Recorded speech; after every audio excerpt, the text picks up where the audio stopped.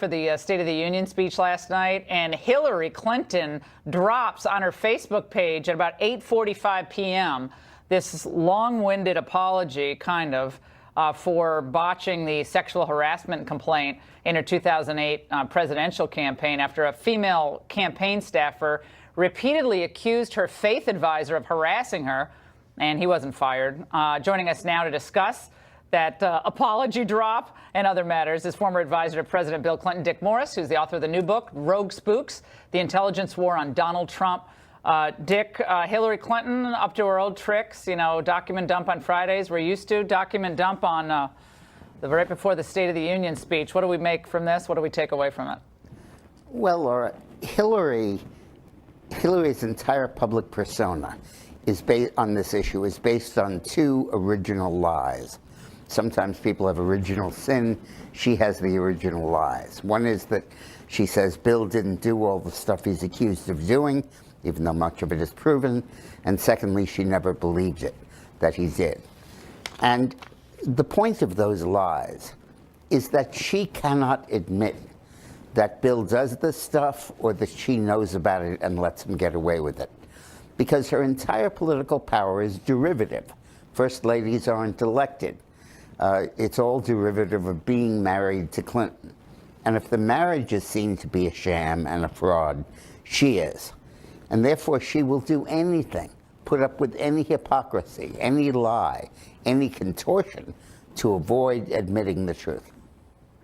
Well, and this other story also kind of bubbled up today in the Guardian newspaper.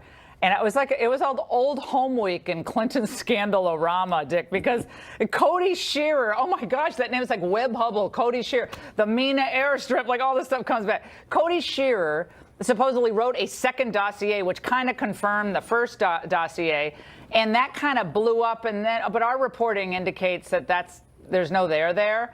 And so we're discounting what the Guardian reported today.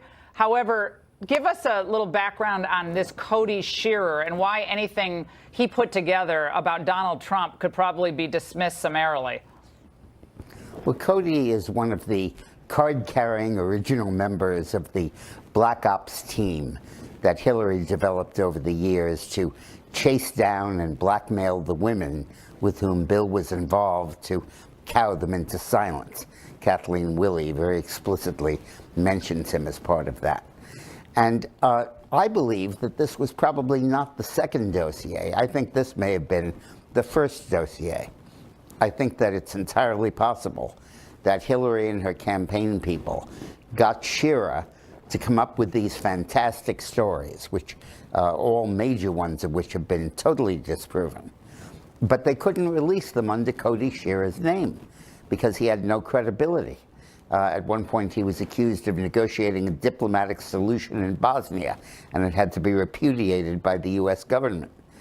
And the press knows all about Shearer. You know all about him. No. It's Black Ops. So they needed to find someone with Black Ops. They needed to find someone with credibility to be the front man for that. And they may have chosen Christopher Steele because of his background in MI6. And it's also possible that the Brits played a role in this. Working through Christopher Steele.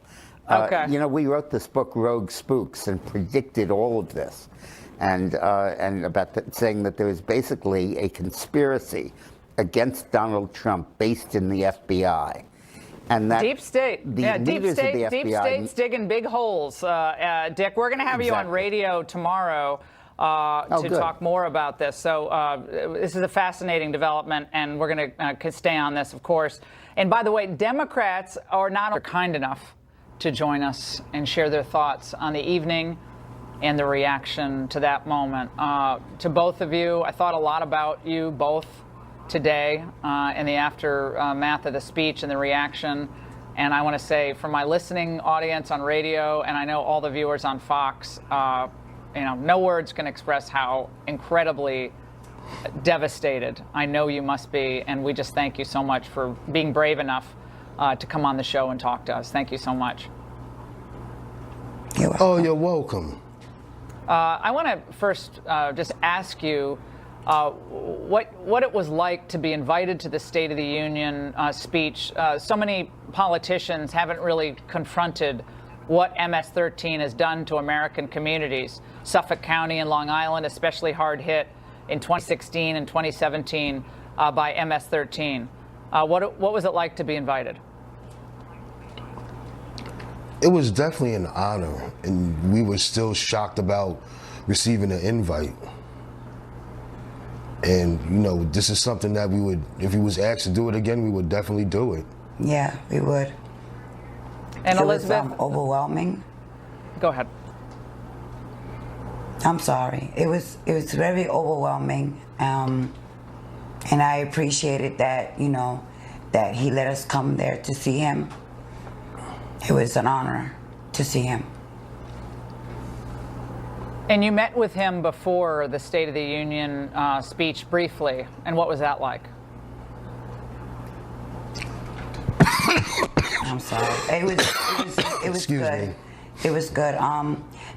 You know, when we walked into his office, it was just like breathtaking. And I had Nisa's pen on me, so I asked him if he would like, you know, if he could take it, you know, for a gift. And he took it, and he took pictures with it, and he took pictures with me with it. And you know, he's very genuine, very nice president.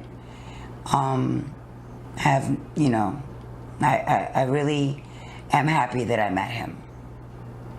I want to ask you both what it felt like to find out that so many people in the room, they're mostly Democrats, did not stand up when you were recognized and when your daughter was recognized last night. To our lives and to America's lives. And it's not right, you know, regardless of how they feel about the president, they should show the respect, because I would show them the respect if that was their loved one. There was a woman on another cable channel earlier today, and I tried to put myself in your shoes, hearing some of the comments that were made after this amazing moment, where so many of us were literally crying with you. And her name is Joy Reid, and she said this. He gives a speech tonight in which he makes it sound like the biggest issue in the United States, the biggest threat is... Elizabeth, like MS-13 Yes. is any big deal? I have no words. I mean, these are gang members that just, you know, decided to be a judge and a jury to take my daughter out like that. It's unacceptable. I don't want it to happen to anybody else's family. But something needs to be done. And I won't stop doing what I'm doing until everything turns out right. I can only hope and pray that whoever's listening or any gang members, please stop the violence. It's enough. How much more blood do we have to shed? Well, It's before not. we start enforcing our borders, they should never be in this country in the first place. If they weren't in this country in the first place, your daughter would still be alive today.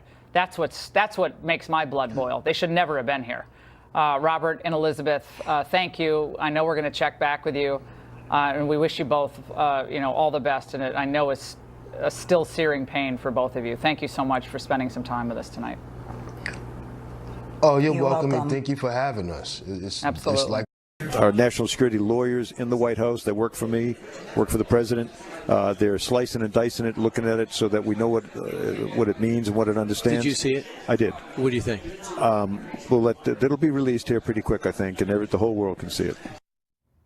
Now, Fox sources are telling us it could be released tomorrow, and Adam Schiff just tweeted out that it's his understanding that the memo that was sent to the White House for review was changed.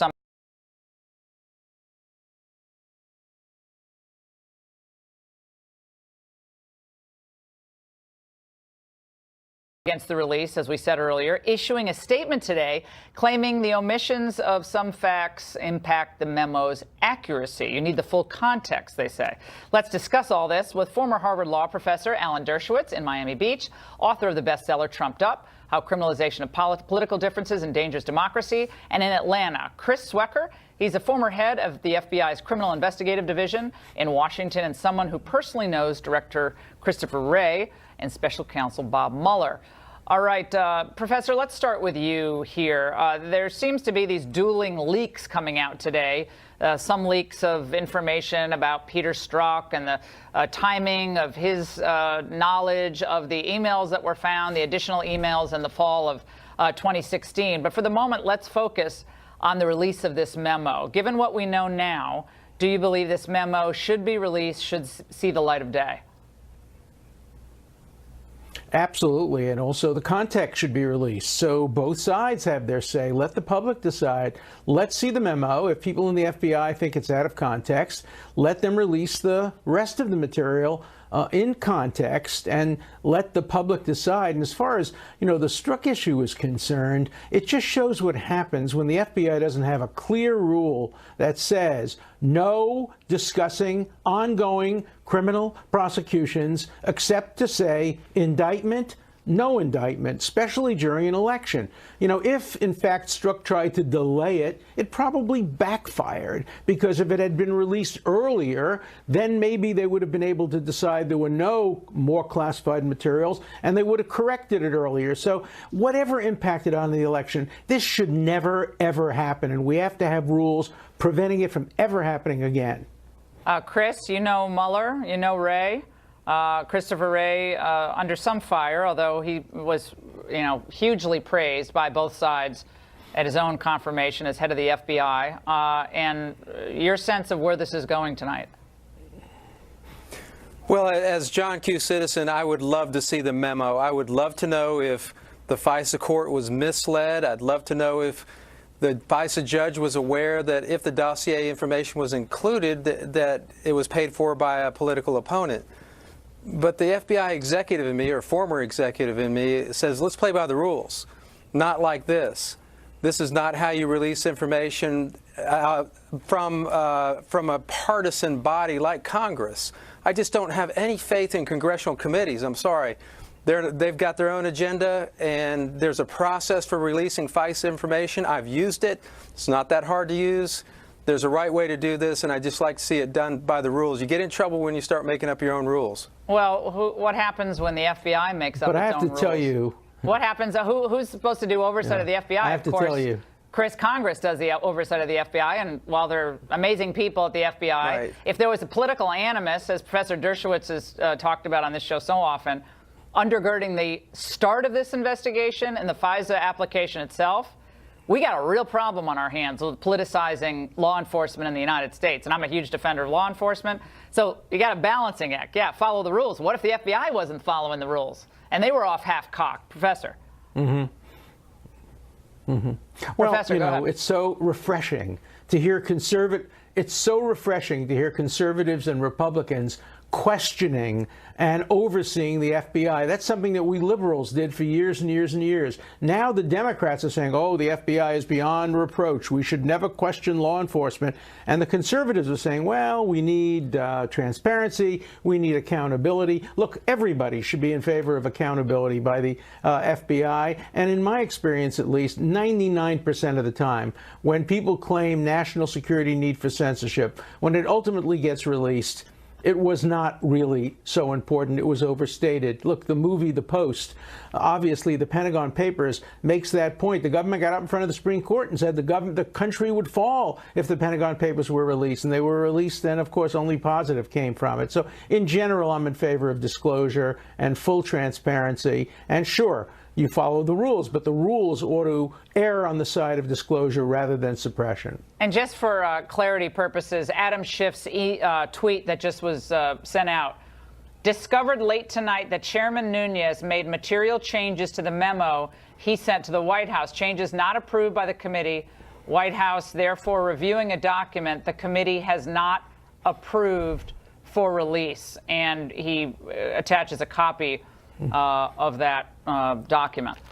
So that's Chris, you can close it out, but you shouldn't, if that happened, and I don't know if it did or not, well, you can't materially change a document that the committee hasn't approved. I would assume that that's a no-no. But we'll have to learn more about that. Chris, you know Mueller, you know Wray. Right. You also know the facts as they've developed about the agents and the Peter Strzok doing both investigations, Hillary email, and Trump.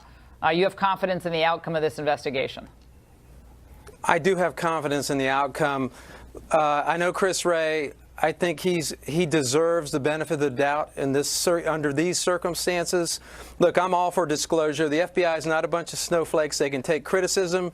They can take oversight. They should be transparent. But in this case, Chris has come forward. Now, he was approved with the overwhelming vote of the Senate.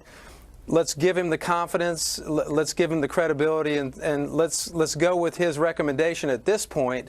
And let's do it right. If there's misconduct there, let's refer that to the Inspector General, they are. You which keep is saying basically let's do it internal right. affairs. They are doing it right. I mean, you act as if. I mean, again, I'm putting aside this tweet by Schiff.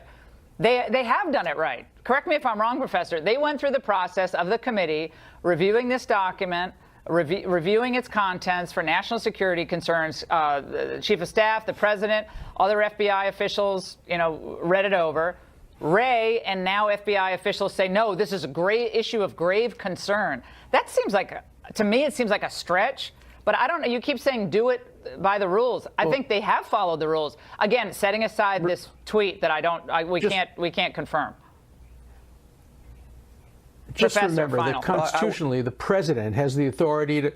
The president has the authority to declassify anything. He is the ultimate authority on what can be declassified. And if he wants to see the memo out, nobody can really overrule that decision. All right. And guys, thanks so much. And this brought tears to my eyes last night when President Trump offered prayers for our next guests. In just a moment, we're going to talk to the parents of a girl murdered by members of that savage MS-13 gang on Long Island. But let not your heart be troubled. Tomorrow may be memo day.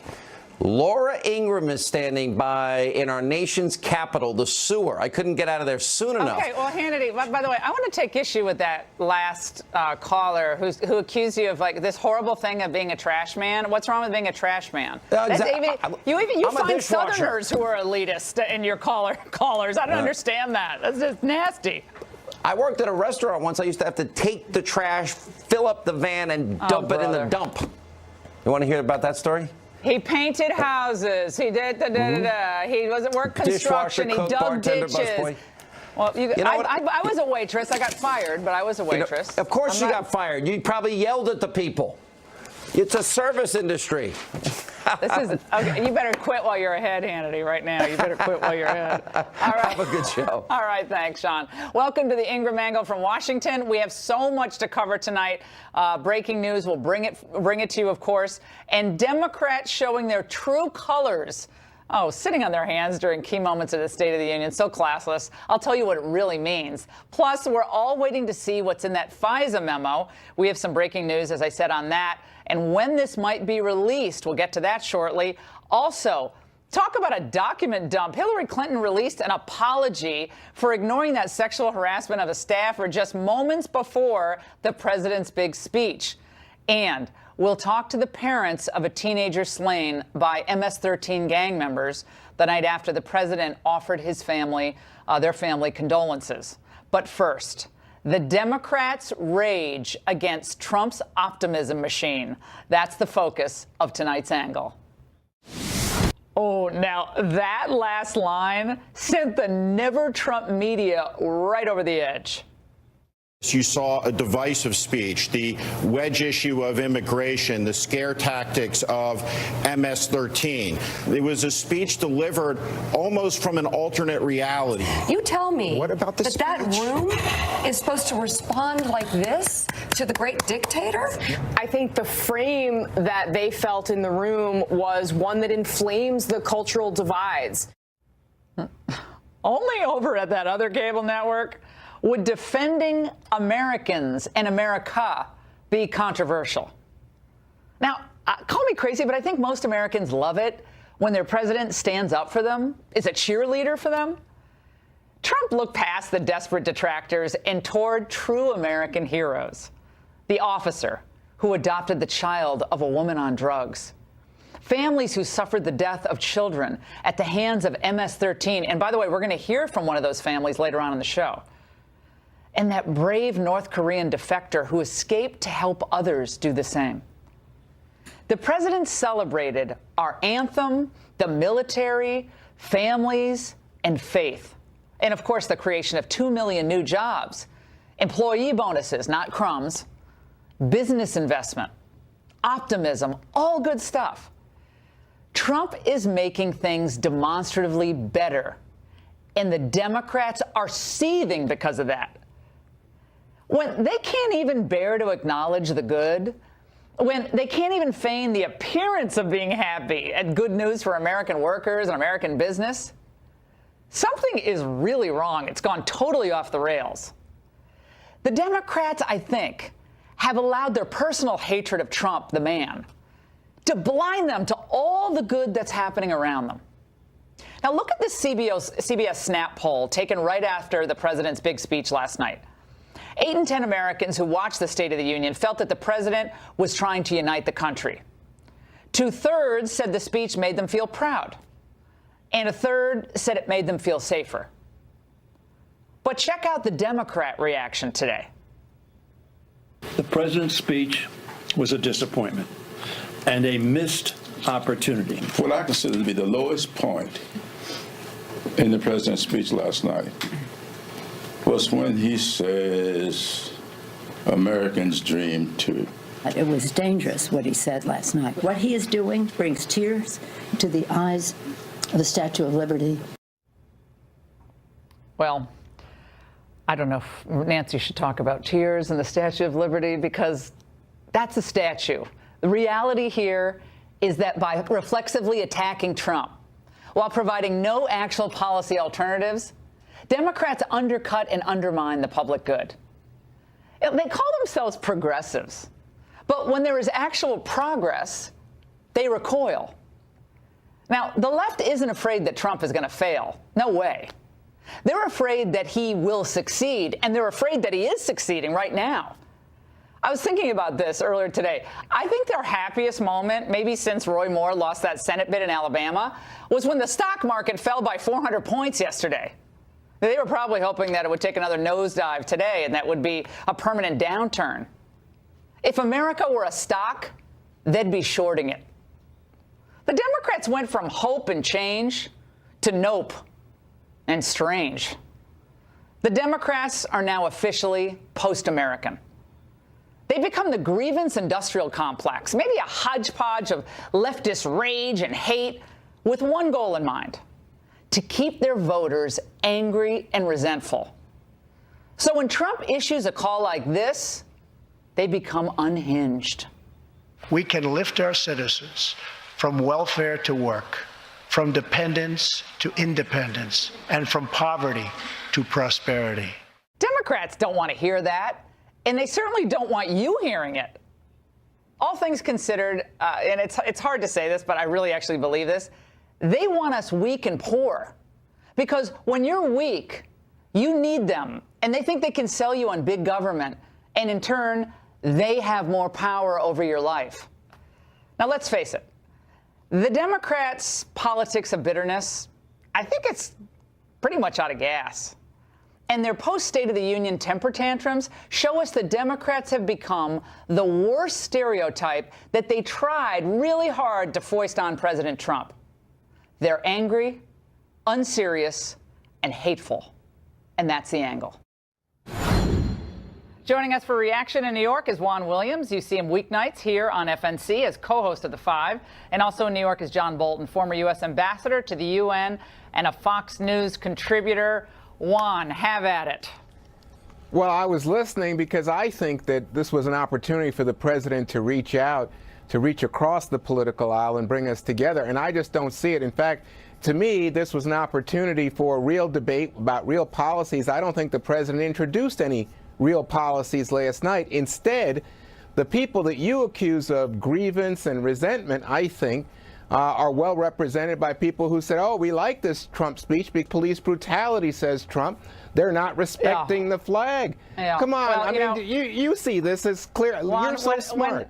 You know, when I think of the left always lurching to David Duke, I mean, that's like so 4 decades ago. I mean, I'm sorry, this is what he said yesterday. That's not 4 years ago. I'm talking about him. He's irrelevant. No one cares about David Duke. Except this is again, you're making my point. Okay. Trump talked about family leave. He talked about the opioid addiction. He talked about protecting all Americans. He talked about the American dream being accessible with hard work, faith, family, and a belief in oneself.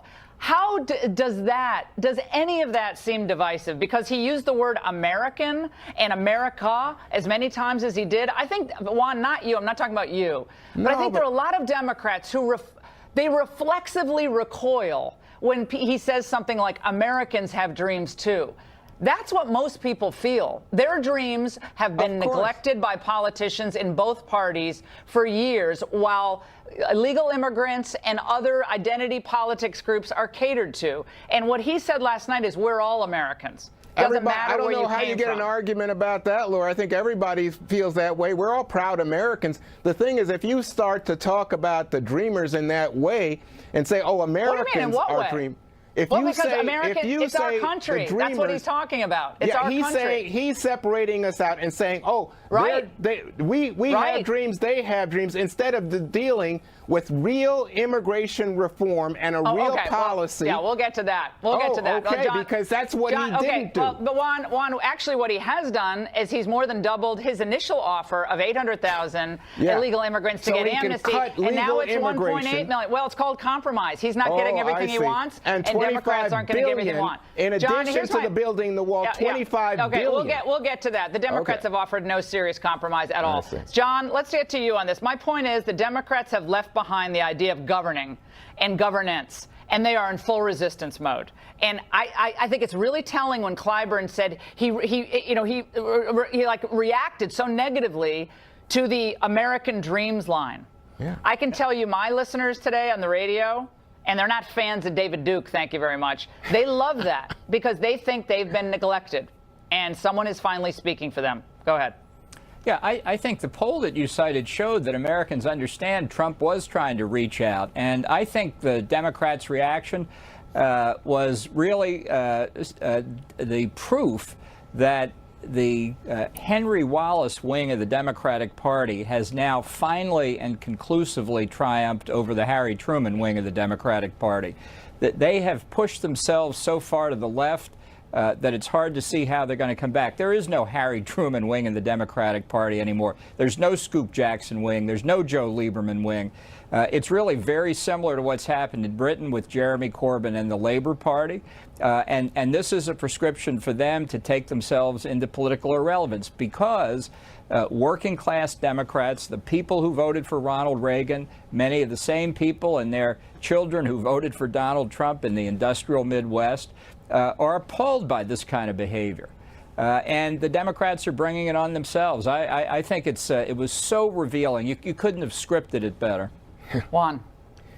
Well, you know, by the way, I think that the ambassador's right about the parties going to the extreme, so that I think he's right. The Democrats are being driven to the farther left because of the antipathy towards President Trump. But also, remember, Republicans had a strong antipathy towards President Obama and were driven to the right. But when I look at this, and you know, going back to what you were discussing at the top here, Laura, I look at President Trump coming out last night and saying, I've got the biggest tax cut for you ever, and we both know that's not true. I look at what happened with the Black Caucus. You referenced Jim Clyburn, not sitting on their hands when he talks about lowest black unemployment. Yes. And I think to myself, oh, I understand why Laura and Ambassador Bolton have that reaction, but I'm going to tell you my reaction, which is, wait a second. Unemployment for blacks and Hispanics has been going down since 2010. This guy comes in office for a year, and he wants to take all the credit as if somehow it was his policies that turned things around. Yeah, but that's a lie. As if politicians who are in office for any period of time don't take credit for what's happened in the year previous. And well, I can say this. If you want an honest debate, Laura, let's have an honest debate and not just grab all the credit for ourselves. But Juan, when you see the public's reaction, in just a moment I'll play some callers to my radio show today. You see the public's reaction. You have to admit that the Democrats, they're out of step. And I think they're out of line. I really do. Substantive debate is great. And I think the Republicans, after when Obama came in, the Tea Party came to power in a way because they were debating Obamacare and the stimulus and the son of stimulus. It was a substantive debate on those issues, and then they had big wins in 2010 midterms. It was substantive. There was personal invective. There was some of that, but there was substantive. They didn't walk out on Obama. Joe Wilson yelled something. They didn't walk out. You know, you had Gutierrez yelling or making faces, and Joe Manchin kind of turned around at one point and looked at the Democrats, saying, "You guys aren't going to stand for this." Well, you mentioned Joe Wilson. You just said it. Okay. Yeah, one person. That's all I'm saying. It's not dozen people not showing up. Let's play this montage from my radio show today. Let's watch. Listen. The Democrats actually seem the ones that are racist. You see where they say black unemployment, Latino unemployment went up. They're not happy about that. I'm a very small business owner in West Virginia, and I was floundering at best under the Obama administration. I am thriving now. I'm a Latino from Texas, and I just wanted to say that I'm proud to have a president that loves America finally. It's great to have a president that's proud of this country, that wants to put Americans like me first. John. Look, I think Americans are very patriotic and with good reason, and it just completely confuses me why the Democrats get upset about it. But, you know, this is foreshadowed long ago. This is not an anti-Trump reaction on their part. Barack Obama was asked on his first overseas trip, "Do you believe in American exceptionalism?" And he said the following: "Yes, I believe in American exceptionalism, just like the Brits believe in British exceptionalism and the Greeks believe in Greek exceptionalism." So while he says in the first third of the sentence, "Yeah, I believe it, so these right-wingers can't accuse me I don't," in the second third, he took it all away. How about Burkina Faso exceptionalism, Ecuadorian exceptionalism? The Democrats have a fundamental problem with the uniqueness of America. They didn't used to. Harry Truman didn't have any problem with it. He was a patriot. So the Democrats take this course. It's not a cultural war. This is something really that I think troubles Americans when they see that kind of reaction. Juan, last word. Well, no, I just think that when the president says that Americans believe in exceptionalism, I'm all for it. I also think that he was right, John, that other countries think that they're very special as well. But when I hear President Trump say things like, "Oh, you know, not only did I give you a great tax cut, but we've had such amazing growth," and he doesn't say, "Oh, yeah, China has more growth. Canada has more growth. Whose fault is that? India has more growth." Dumb trade policy. No, remember he said his that. policies were going to turn us around. I just think, John, at some point you got to wonder, is this just nationalistic rhetoric in order to gin up the base and not engage in what Laura asked for? Honest discussion of policies to move the country forward. Well, China's just announced today they're moving a major solar company to the United States because of the tariffs that Trump just put in place. So just remember this phrase, Juan. Put that in your pipe and smoke it. Blue-collar Democrats. Blue-collar Democrats. And by the way, guys, thank you so much. And the FBI is not going to let the president release that controversial FISA memo without a fight. Up next, Professor Dershowitz and a former top FBI